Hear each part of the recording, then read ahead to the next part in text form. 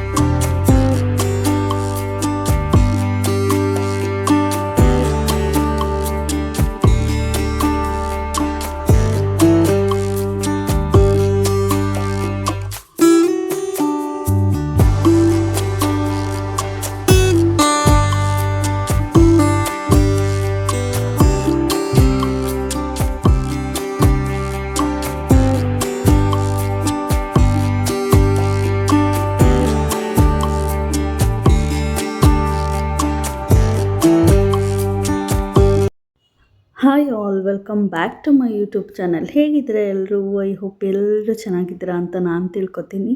ನಾನು ನಿಮ್ಮ ಸೌಂದರ್ಯ ಚೇತನ್.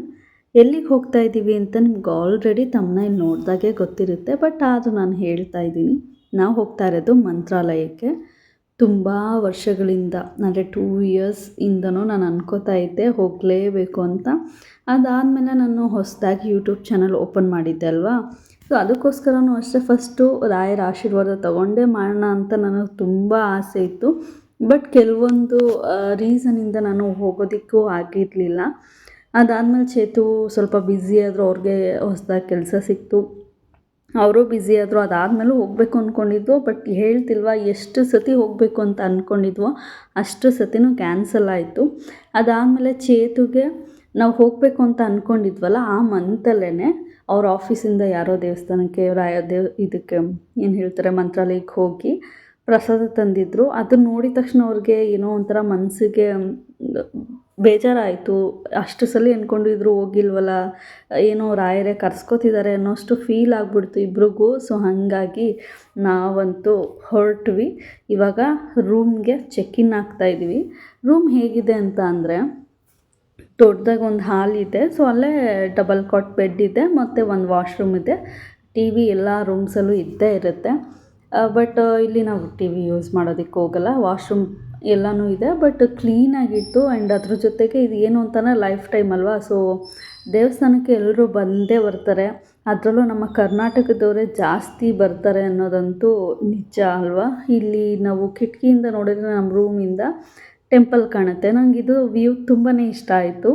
ಇಲ್ಲಿಂದನೇ ದೇವಸ್ಥಾನ ನೋಡೋಷ್ಟು ಇದಾಯಿತು. ಆ್ಯಂಡ್ ಈ ರೂಮ್ ಬಂದು 1500. ಈಗ ದೇವಸ್ಥಾನ ನೋಡಿದ್ರಿ ಅಲ್ವಾ, ದೇವಸ್ಥಾನದಿಂದ ಹಿಂದೆ ಫಸ್ಟು ಕ್ರಾಸಲ್ಲೇ ಇರುತ್ತೆ ಏನು ಹೇಳ್ತಾರೆ ರೂಮ್ಸು.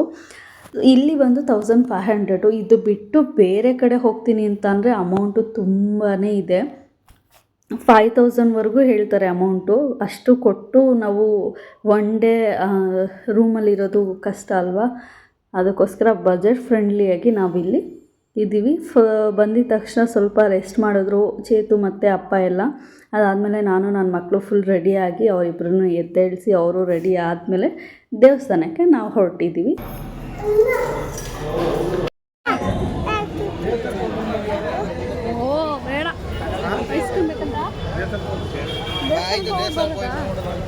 ಸುಸ್ತಾಗಲ್ವೇನ್ರಿ ಇವ್ರಿಗೆ?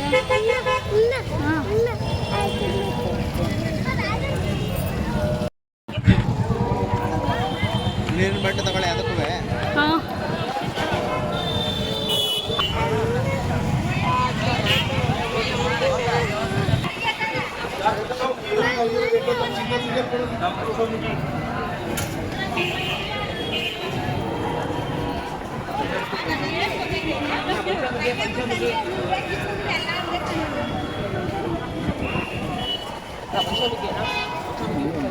ಟೈಮ್ ಈಗ 10:30 ಏನೋ ಆಗಿದೆ. ಸೊ ಸೊ ಇವಾಗ ನಾವು ದೇವಸ್ಥಾನಕ್ಕೆ ಹೋಗ್ತಾ ಇದ್ದೀವಿ. ದರ್ಶನ ಬೇಗ ಮುಗ್ದಾದ್ಮೇಲೆ ಟಿಫನ್ ಹೊರಗಡೆನಾದರೂ ತಿನ್ಬೋದು, ಇಲ್ಲಾಂದರೆ ಪ್ರಸಾದ ಕೂಡ ಕೊಡ್ತಾರೆ. ನೋಡೋಣ ಹೆಂಗಾಗುತ್ತೆ ಹಿಂಗೆ. ಬಿಸಿಲು ನಾನು ಅಂದ್ಕೊಂಡಿರೋ ಥರ ಏನು ಜಾಸ್ತಿ ಇಲ್ಲ, ಬಟ್ ಇದೆ ಬಿಸಿಲು ಅಲ್ವಾ ಅಶ್ವಿಕ್? ಬಂಗರಿ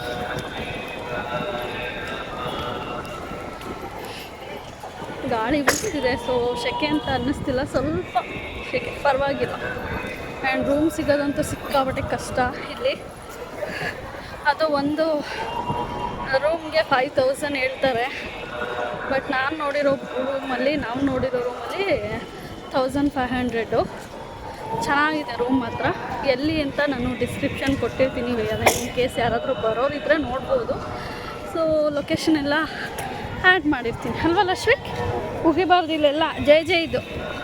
ಅದಾ ನಡಿ ಬಾ ಇಲ್ಲಿ ಬಾ, ನಡಿಬೇಕಲ್ವಲ್ಲ ಅಶ್ವಿಕ್?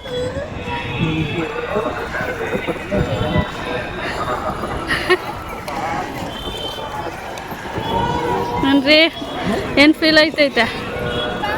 ಸುಮಾರು ವರ್ಷ ಆಯ್ತು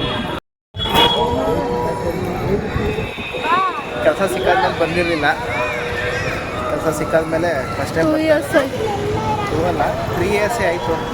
ಹೌದು ಕರೆಕ್ಟ್. 3 years ಮೇಲೆ ಆಗಿದೆ ಜಾಸ್ತಿ. ಕೆಲಸ ಸಿಕ್ಕಾಗಿಂದ ಬಂದಿರಲಿಲ್ಲ. ಸುಮಾರು ದಿನದಿಂದ ಬರಬೇಕು ಅಂದ್ಕೊಂಡಿದ್ವಿ, ಆಗಿರಲಿಲ್ಲ.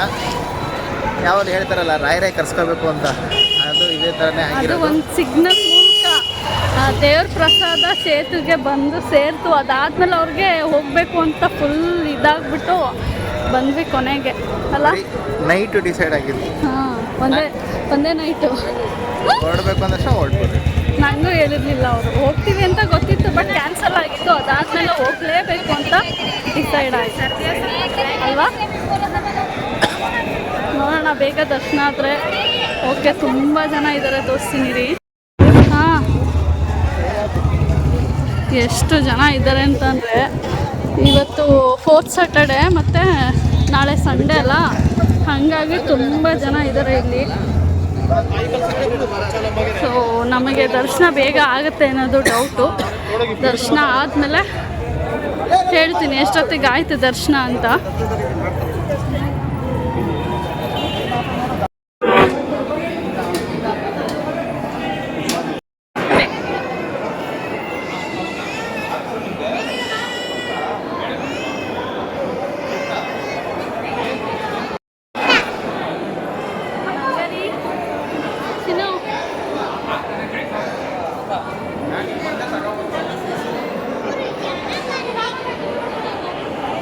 ಅಂದ್ಕೊಂಡಿದ್ವಿ ದೇವಸ್ಥಾನ ಸಿಕ್ಕಾಪಟ್ಟೆ ರಶ್ ಇರುತ್ತೆ. ನೀವು ಆಲ್ರೆಡಿ ಹೊರಗಡೆ ಕ್ರೌಡ್ ನೋಡಿದ್ರಿ.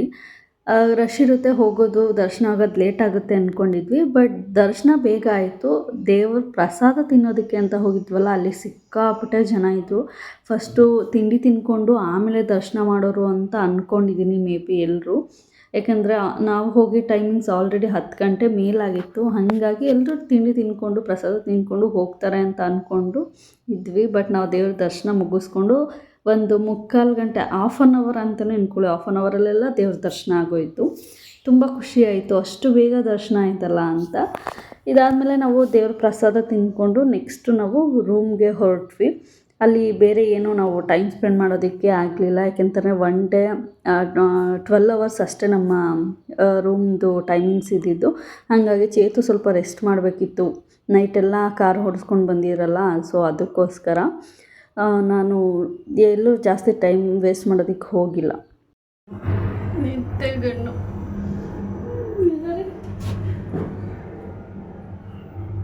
ಕೇಳಂಗೆ ಇಲ್ಲ, ನಿದ್ದೆನೇ ಇಲ್ಲ ಜಾಸ್ತಿ. ವಾಯ್ಸು ಚೇಂಜ್ ಆಗ್ಬಿಟ್ರೆ ನಮಗೆ. ಬೆಳಿಗ್ಗೆ ಪ್ರಸಾದ ಎಲ್ಲ ತಿನ್ಕೊಂಡು ಬಂದು ರೂಮಿಗೆ ಬಂದು ಮಲಗಿದವರು ನಾವು ಎದ್ದಿದ್ದೆ 4 ಗಂಟೆಲಿ. ಸೊ 4 ಗಂಟೆಲಿ ಬೇಗ ರೆಡಿಯಾಗಿ ಏನಾದ್ರು ತಿನ್ಕೊಂಡು ಬರೋಣ, ಮಧ್ಯಾಹ್ನ ಊಟ ಬೇರೆ ಮಾಡಿರಲಿಲ್ಲ ಅಲ್ಲ. ಸೊ ಸ್ನ್ಯಾಕ್ಸ್ ಏನಾದ್ರು ತಿನ್ಕೊಂಡು ಬರೋಣ ಅಂತ ಬಂದು ನಾವಿಲ್ಲಿ ಫ್ರೈಡ್ ರೈಸ್ನ ತೊಗೊಂಡೆ, ಚೇತು ಚಪಾತಿ ಊಟ ತೊಗೊಂಡ್ರು.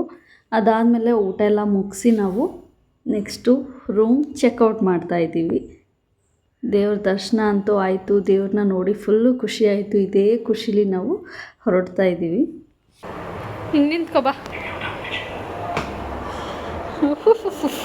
ಹೋಗಿದ್ದೆ ನಿಂತ್ಕೊಳ್ಳಿ. ಹಾಂ ಹಾಂ ಓ ರೀಲ್ಸ್ ಮಾಡೋಕ್ಕೆ ಹೊಟ್ಟೆನೇ ತುಂಬಿಲ್ಲ, ರೀಲ್ಸ್ ಮಾಡೋಕ್ಕೆ ಹೋಗ್ತಾರೆ. ರಶ್ವಿಕ್ ರೆಡಿ, ರಶ್ವಿಕ್ ಹೋಗೋಣ. ಹಾಂ ಎತ್ಕೋ, ಬ್ಯಾಗ್ ಎತ್ಕೋ, ಕಿಟ್ ಬ್ಯಾಗ್ ಎತ್ಕೋ. ಹಾಂ ಎತ್ಕೋ. ಹಾಂ ಯಪ್ಪ ಪ್ರಸಾದ ಐತಿ ಕಣು ಮಗ್ನೇ. ಅಮ್ಮ ನಡೀರಿ ನಡೀರಿ. ನಡೀಲಿ ಸೇವೆ.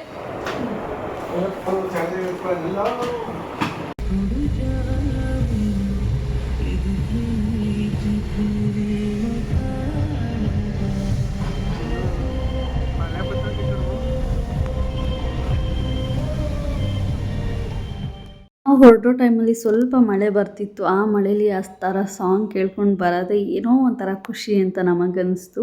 ನಾವು ಎವ್ರಿ ಟೈಮ್ ನಾವು ಹೊರಗಡೆ ಹೋದಾಗ ಸಾಂಗ್ ಕೇಳದೆ ನಾವು ಕಾರ್ ಹತ್ತೋದೇ ಇಲ್ಲ.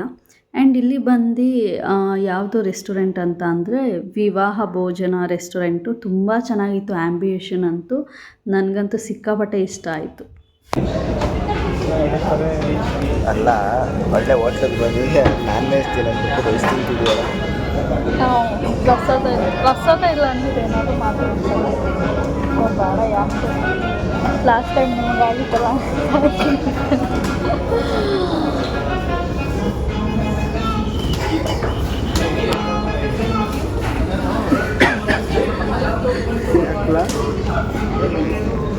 ಲಶ್ವಿಕ್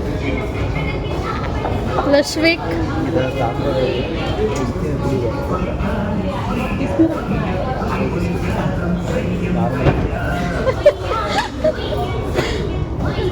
ಇಲ್ಲಿ ವೆಜ್ ಊಟದಲ್ಲಿ ನನಗೆ ಮುದ್ದೆ ಅಂತೂ ತುಂಬ ಇಷ್ಟ ಆಯಿತು. ಎಷ್ಟು ಸಾಫ್ಟಾಗಿತ್ತು ಅಂತ ಅಂದರೆ, ಈಗ ನಾರ್ಮಲಿ ನಾವು ಅಕ್ಕಿ ಎಲ್ಲ ಹಾಕಿ ಮುದ್ದೆ ಮಾಡೇ ಮಾಡ್ತಾರೆ, ಬಟ್ ನಾವು ಆ ಥರ ಮಾಡೋದಕ್ಕೆ ಹೋಗಲ್ಲ. ಕೆಲವರು ಹಾಗೆ ಮಾಡ್ತಾರೆ. ಆ ರೀತಿ ನಾವು ತಿಂದಾಗ ಮುದ್ದೆ ಅಷ್ಟು ಗಟ್ಟಿ ಅಂತ ಅನ್ನಿಸ್ತಿತ್ತು, ಬಟ್ ಅಷ್ಟು ಸಾಫ್ಟು ಕೂಡ ಇರಲಿಲ್ಲ. ಇಲ್ಲಿ ರೆಸ್ಟೋರೆಂಟಲ್ಲಿ ತಿಂದರೆ ನಿಜ ನಾವು ಇನ್ನೂ ಸ್ವಲ್ಪ ಮುದ್ದೆ ತಿನ್ನಬೇಕು ಅಂತ ಅನ್ನಿಸ್ತಿತ್ತು, ಅಷ್ಟು ಚೆನ್ನಾಗಿತ್ತು. ಮತ್ತು ಸ್ವೀಟು ಕೂಡ ಇಲ್ಲೇ ಈ ರೆಸ್ಟೋರೆಂಟಲ್ಲೇ ಮಾಡೋವಂಥ ಸ್ವೀಟ್ ಅಂತೆ, ಅದು ನಮಗೆ ಕಾಂಪ್ಲಿಮೆಂಟ್ರಿಯಾಗಿ ಕೊಟ್ಟಿದ್ದರು ತಿನ್ನೋದಕ್ಕೆ ಅಂತ. ತುಂಬ ಚೆನ್ನಾಗಿತ್ತು, ಬಾಯಿಗಿಟ್ರೆ ಹಾಗೆ ಕರ್ಗೋಗ್ಬಿಡ್ಬೇಕು ಆ ರೀತಿ ಇತ್ತು ಸ್ವೀಟು. ಊಟ ಮಾತ್ರ ತುಂಬ ಚೆನ್ನಾಗಿತ್ತು. ನೀವೇನಾದರೂ ಈ ದೇವಸ್ಥಾನಕ್ಕೆ ಬರೋರಿದ್ದರೆ ಆನ್ ದ ವೇಲಿ ಈ ರೆಸ್ಟೋರೆಂಟ್ ಇದೆ, ಸ್ವಲ್ಪ ದೂರ ಅಂತಲೇ ಹೇಳ್ಬೋದು. ಇದಾದಮೇಲೆ ನೆಕ್ಸ್ಟ್ ಯಾವ ರೆಸ್ಟೋರೆಂಟ್ಗಳು ಇರೋದಿಲ್ಲ, ಇದಕ್ಕಿಂತ ಮುಂಚೆ ಒಂದು ರೆಸ್ಟೋರೆಂಟ್ ಸಿಗುತ್ತೆ ಅಷ್ಟೇ. ಇದಾದಮೇಲೆ ಈ ರೆಸ್ಟೋರೆಂಟ್ ಲೊಕೇಶನ್ನು ಕೂಡ ನಾನು ಡಿಸ್ಕ್ರಿಪ್ಷನಲ್ಲಿ ಹಾಕಿರ್ತೀನಿ, ನೀವು ಚೆಕ್ ಮಾಡ್ಬೋದು. ಟೇಸ್ಟ್ ವಾಸ್ ಹಾಸಮ್ ಅಂತಲೇ ಹೇಳ್ಬೋದು. ಲಕ್ಷ್ಮಿಗೆ ನಿಂಗೆ ಇವೆಲ್ಲ ಬೇಕಾ? ಇವೆಲ್ಲ ಬೇಕಲ್ಲ ಲಕ್ಷ್ಮಿಗೆ ನಿಂಗೆ? ತಿಂತಿ ಎಲ್ಲನೂ? ಅರೆ ತಿನ್ನಂಗಿಲ್ಲ, ಆಮೇಲೆ ಮುಟ್ಬಾರ್ದು ಬಂದ್ಬಿಡಿ ಈ ಕಡೆ. ಹಾಂ ಬಾ, ಅಲ್ಲಿ ಪಪ್ಪ ಕೊಡ್ತಾರೆ ನಡಿ. ಹಾಂ ತಿನ್ನೋದೆಲ್ಲ ಕಣೋದು. ಆಯಿತು ನಡಿ ಬಚ್ಚನ.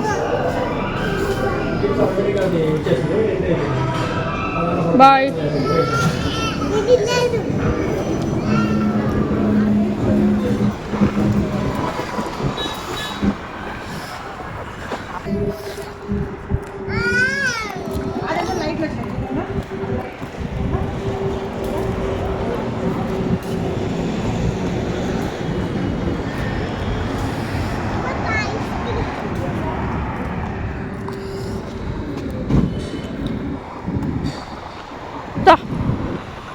ಚುನು ನಿಂಗೆ ಲಕ್ಷ್ಮಿ ಯಾಕೆ?